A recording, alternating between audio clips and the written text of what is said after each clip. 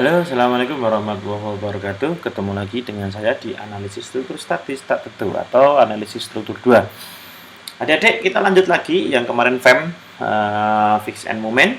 Maka kita lanjut lagi di metode Clapeyron. Metode Clapeyron itu apa sih, Pak? Nah, sambungannya dengan FEM kemarin. Kalau FEM kemarin itu Fix and Moment, artinya mendefinisikan bahwa ini nih caranya seperti ini loh. Nah, itu FEM. Kita mencari mencari momen di ujung. Nah, sama Clapeyron juga sama. Kalau Clapeyron itu hubungannya sama FEM tadi. Masih ada satu metode lagi, namanya itu metode, ini contoh soal kita skip ya. Menggunakan hardy cross. Nanti ada hardy cross yang terakhir. Semoga nanti sampai ke portal bergoyang. Jadi kita tahu bagaimana cara menggambar SFD-BMD di portal. Nah, kita lanjut di Clapeyron dulu. Ini persamaan 3 momen menggunakan metode Clapeyron. Ini ada 2 pertemuan, ada 4 pertemuan sebenarnya Clapeyron. Tapi saya buat nanti ada 3 pertemuan, nanti satunya tugas, gitu ya. Nah, pertama, struktur statis tak tentu itu definisinya dulu. Kita ulang lagi definisinya. Suatu struktur bersifat statis tak tentu, nih, tak tentu luar apabila jumlah komponen reaksi perletakan melebihi persamaan keseimbangan statika atau statistika. Nah, yang kedua, persamaan keseimbangan statis itu ada 2. Yang pertama menggunakan struktur 2 dimensi atau 3 keseimbangan. Ini yang saya jelaskan, sima Fx sama dengan 0, keseimbangan momen sama dengan 0, Fy-nya juga sama dengan 0. Artinya gimana? Horizontalnya dia 0, vertikalnya dia 0, sigma momennya dia 0, artinya dia seimbang. Jadi 0 semua balik ke titik asalnya. Gitu. Lalu selanjutnya ada keseimbangan gaya dan keseimbangan momen. Ini 6 persamaan keseimbangan. Ini. Nah, selanjutnya kita akan pakai simbol. Ini sebenarnya sudah ada di analisis struktur 1. Ini cuma ngulang lagi. Ini saya ambil di Pak Agnes. Ini dosen saya dulu. Mata kuliahnya juga sama. Jadi saya menggunakan ini. Jadi ini ada di internet nanti, tapi saya kasihkan ini buat adik-adik untuk belajar. Nah, kita lanjut. Nih, nah ini contohnya. Ini namanya gambar strukturnya seperti ini. Ada sendi dan roll, ada reaksi 1, reaksi 2, dan reaksi 3. Ini reaksi horizontal, ini reaksi vertikal. Namanya statis tertentu atau stabil. Ini kita pelajari di analisis struktur statis tertentu, di analisis struktur 1 dan analisis struktur rangka. Lalu yang kedua, ada ini juga, ada jepitnya. Ini jepit. Nah, ini juga jepit. Ada 2 reaksi. 2 reaksi dan 1 momen. Kita besarkan. Ini adik-adik ya. Nah, ini ada reaksi 1 di sini, ada reaksi 2 dan ada momen 1. Jadi di ujung jepit itu kan sigma momen tidak sama dengan 0. Kalau di sini sama dengan 0. Namanya statis tertentu dan ini disebut stabil. Gitu ya. Nah, yang selanjutnya ini ada jepit dan roll. Nah, ada 3 reaksi, reaksi 1, reaksi 2, dan reaksi 3, ada 1 tambahan lagi, momen. Ini kan di ujung jepit, jadi dia tidak sama dengan 0. Maka ini namanya statis tak tentu, tapi dia stabil. Begitu, nggih? Lalu ada lagi, nah ini nanti yang akan kita pelajari ini yang paling banyak ini. Ini ada 1, 2, 3, ada 3 reaksi, ada 4 reaksi ini malah. Ada 5 malah. 1, 2, 3, 4, 5. Oke. Jadi reaksi horizontal itu adanya di sendi. Jadi ini ada sendi-sendi, maka dia juga ada reaksinya. Kalau ada gayanya, kalau tidak ada gaya ya nggak usah. Namanya statis tak tentu dan dia stabil. Oke, kita lanjut. Roll. Ada 3 reaksi. Reaksi 1, 2, dan 3. Nah, ini namanya struktur tidak stabil. Nah, iyalah tidak stabil, wong isinya roda semua, roll semua. Contohnya ini kalau jenengan ke supermarket atau ke mana ya, ke toko yang besar itu kan kita bawa troli itu. Nah, troli itu isinya roda semua atau mobil. Nah, itu kan tidak stabil dia. Kalau dibebani di atasnya, dia pasti akan goyang gitu. Dia pasti akan meluncur. Nah, itu tidak stabil. Nah, yang selanjutnya ini ada portal. Ini namanya portal atau gawang. Nah, ini statis tak tentu, dia stabil ya. Nah, ini ada sendi dan sendi, nanti ada jepit dan sendi dan sebagainya. Nah, ini reaksi 1, reaksi 2, reaksi 3, dan reaksi 4. Ini nanti akan kita pelajari. Semoga sampai ya, mata kuliahnya. Nih, terus kita lanjut dalam bentuk formulanya 3J kurang dari 3M. Nah, ini dalam bentuk formula struktur statis tak tentu apabila ini 3J kurang dari 3M plus R. J itu apa? J itu jumlah titik kumpul pada struktur. M itu apa? Jumlah batang struktur tidak termasuk batang overstack. Overstack itu yang keluar. Yang nanti akan saya jelaskan overstack. Nah, terus ada R itu apa? R adalah jumlah komponen reaksi perletakan. Kita contohkan. Nih, nah ini contohnya. Nah, ini adik-adik nanti silahkan dikumpulkan sebagai tugas pertemuan ke-7. Ini nomor 1, 2, 3, dan 4, 5, 6 nanti silahkan digambar dan ditulisi di bawahnya. Tulisi di bawahnya sebagai pertemuan ke-7. Ini termasuk statis apa? Gitu nggih. Nah, kita lihat nggih, kita contohkan. Ini 3J kurang dari 3M plus R. Kita ambil contoh yang ini aja ya. 3J, 3 dikalikan J. J-nya berapa? Jumlah titik kumpul pada struktur. Ini titik kumpulnya berapa? 1, 2, 3, 4. 3 kali 4, 12. Oke. Nah, yang kedua kurang dari 3M. 3 kali M. M-nya apa? Jumlah batang struktur, tidak termasuk batang overstack. Batang overstack itu jika ada ini yang ke sini loh. Set. Nah, ini overstack namanya. Jadi ada yang lebihan sedikit, nah itu overstack. Nah, ini jumlah batangnya berapa? 3 kali 3 kali M. M-nya itu kan dari jumlah batang. Jumlah M itu jumlah batang struktur, tidak termasuk batang overstack. 3 kali 1, 2, 3. Ada 3. Maka ini 3J itu 12 tadi, 3 kali 4. Kurang dari 3M plus R. Nah, R-nya itu apa? R-nya adalah tadi apa? Jumlah komponen reaksi perletakan. 1, 2. Berarti 2. Berarti 3J12 kurang dari 3 kali M plus R. Jadi, nah, 12 kurang dari 3M. 3M-nya tadi berapa? 3M-nya tadi, M-nya tadi jumlah struktur batang. 9, ya. 1, 2, 3, 4, 9 ditambah R-nya jumlah komponen reaksi perletakan 2. 2 tambah 9, 11. Berarti ini sifatnya statis tak tentu. Begitu. Ya, jumlah titik kumpul pada struktur. Ini kalau masuk di portal. Nah, sama kalau kayak gini, ini titik kumpulnya berapa? 1, 2, 3. Batangnya berapa? 1, 2. Perletakannya berapa? 1, 2, 3. Nah, berarti itu statis tak tentu. Gitu nggih. Nah, nanti silahkan dipelajari. Dan ini nanti sebagai tugas di pertemuan ke-7. Ini nggih. Nah, ini nanti sebutkan, silahkan nanti masuk di SDM masing-masing, nanti akan saya sediakan kolomnya. Ini silahkan nanti digambar lalu di bawahnya ditulisi keterangannya, statis tak tentu, statis tertentu, statis tak tentu, oke? Gitu. Nanti pertemuan ke-7. Ingat, silahkan nanti dimasukkan. Ini sudah.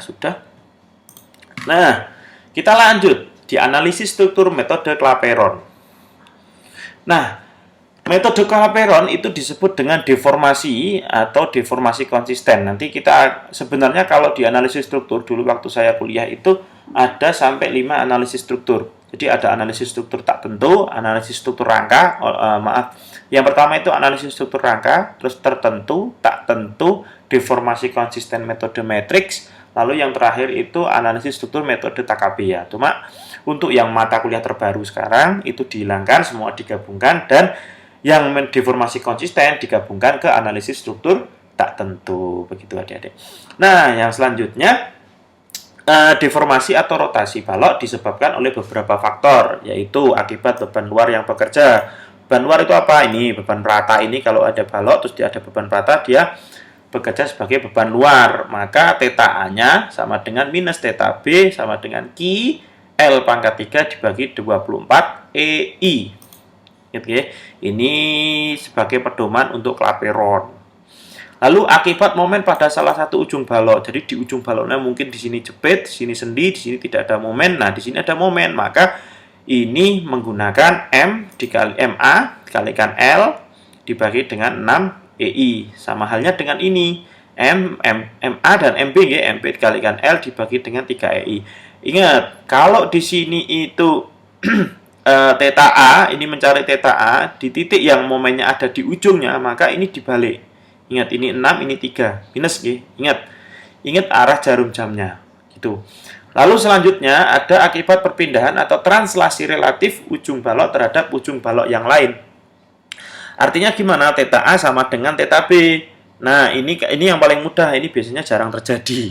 Ini jarang di soal ada. Ya. Biasanya yang ada di soal itu ini. Kalau nggak ini, ya ini. Udah, saya jelaskan gitu aja. Sehingga rotasi total ujung balok merupakan superposisi dari semua pengaruh di atas. Sehingga persamaan rotasi total ujung balok menjadi theta A. Nah, ini rumusnya panjang. Jenengan nggak usah ngapalin, nanti boleh dilihat. Q dikalikan L pangkat 3 dibagi dengan 24 EI, M ditambah momen A kalikan L dibagi dengan 3 EI, ditambah momen B dikalikan L dibagi dengan 6 EI tambah delta L. Wah, Pak, rumusnya banyak. Jangan pesimis dulu, silahkan nanti dilihat. Insya Allah gampang. Nah, ini sama halnya dengan ini. Kalau theta B tinggal balik aja. Ini ingat, tapi theta B arahnya berlawanan dengan jarum jam, maka dia minus. Kalau dia tidak berlawanan jarum jam, maka dia positif. Tapi biasanya dia, kalau berlawanan jarum jam, biasanya negatif. Ini biasanya ya, kalau theta A ini biasanya yang saya kerjakan, kalau theta A ini positif, maka theta B-nya juga negatif, kebalikannya, seperti itu. Nah, kita lanjut. Nah, ini kumpulan dari rumus-rumus deformasi akibat balok atau beban luar. Ini rumusnya nanti dipelajari. Kalau jenengan masuk offline, ini tak suruh nyatet ini. Kenapa kok suruh nyatet? Karena jenengan biar tahu, oh ini ada rumusnya seperti ini. Ini kalau beban titik seperti ini. Ini sama kayak yang FEM kemarin. Yang FEM kemarin ini hampir mirip, cuma ini lebih simpel. Lebih saya simpelkan lagi, biar Anda mudah membacanya. Oke, kita lanjut. Nah, ini urutan mengerjakan analisis struktur. Kecil ya. Nah, sebentar. Nah, ini urutannya mengerjakan metode Clapeyron. Yang pertama, analisis struktur dilakukan untuk menghitung momen pada titik kumpul. Nah, ini ada 3 tahap. Yang pertama, tahap analisis struktur dulu. Yang kedua, tahap analisis free body diagram. Yang ketiga, menggambar bidang M, D, dan N. Artinya bidang momen. Ini intinya menggambar NFD, SFD, dan BMD. Dah, itu intinya itu. Nah, bidang momen, bidang lintang, dan gaya normal. Nah, itu menggambar NFD, SFD, dan BMD. Nah, kita urutkan dulu. Asumsikan momen bekerja pada setiap titik kumpul balok sebagai gaya luar yang akan dicari. Ini langkah pertama.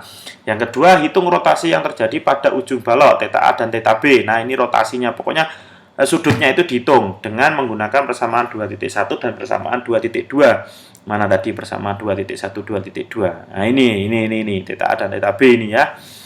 Lalu terapkan persamaan deformasi pada setiap titik kumpul balok. Selesaikan persamaan tersebut untuk mendapatkan momen ujung.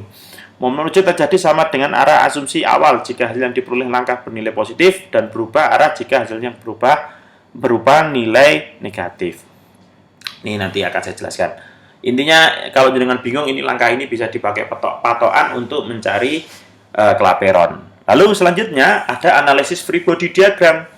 Analisis free body diagram ini apa sih? Untuk menghitung reaksi perletakannya. Jadi nanti ada penambahan, ada pengurangan. Nah, ini disebut dengan analisis free body diagram. Yang pertama, nyatakan struktur dalam bentuk batang yang bebas atau free body. Jadi nanti akan dipotong-potong strukturnya. Ini kan ada 3 perletakan ya. Nanti akan ada 3 perletakan atau 2 perletakan. Nah, ini akan ada yang namanya free body diagram dengan beban dan momen yang bekerja pada batang balok tersebut. Hitung besarnya reaksi terhadap setiap ujung balok akibat beban luar dan momen ujung yang diperoleh. Yang ketiga, menggambar menggambar SFD, BMD, dan NFD. Udah, intinya itu. Dari perolehan yang di atas. Nah, kita masuk ke contoh 2.1. Nah, contohnya seperti ini. Nah, diketahui struktur tampak seperti gambar di bawah ini. Ini lihat, ada sendi, roll, dan roll. Ada 2 ton meter panjang, 2 ton per meter panjang beban rata, dan ada beban titik 8 ton meter. Ini 3 meter dan 3 meter. Hitung dan gambar bidang momen dan D. Ini intinya menggambar NFD, SFD, dan BMD dengan metode Clapeyron. Hitung pula reaksi perletakan tersebut. Ini sebenarnya pertanyaan 2 nggak usah dihitung, ya pasti dihitung. Ini nomor 1. Yang pertama, kita asumsikan dulu awal arah momen atau MB dan garis elastis balok seperti pada gambar berikut. Nah, ini diasumsikan dulu. Ini gambar balokmu seperti ini. Set. Nah, ini lihat ya.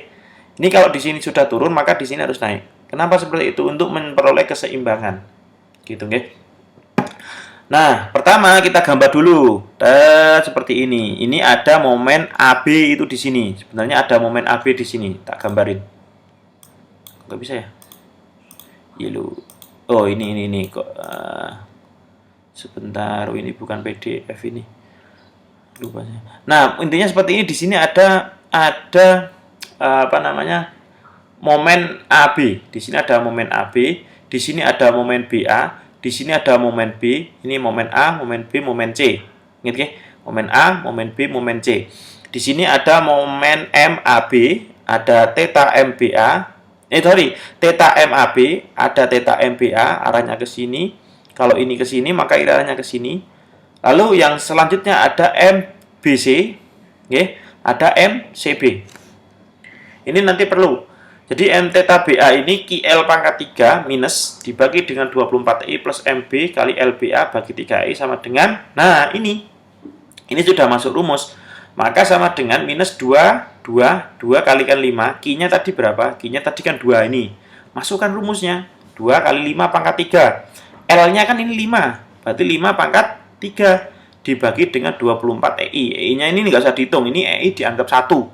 Oke, ini karena apa? Kenapa dianggap 1? Besok kalau sudah beton, nah ini kita kan tidak tahu materinya mau pakai apa. Nanti kita kalau pakai beton ya beda lagi, pakai baja beda lagi, pakai kayu beda lagi, dan seterusnya. Maka kita anggap EI-nya sama dengan 1. Jadi nanti dianggap 1. Oke.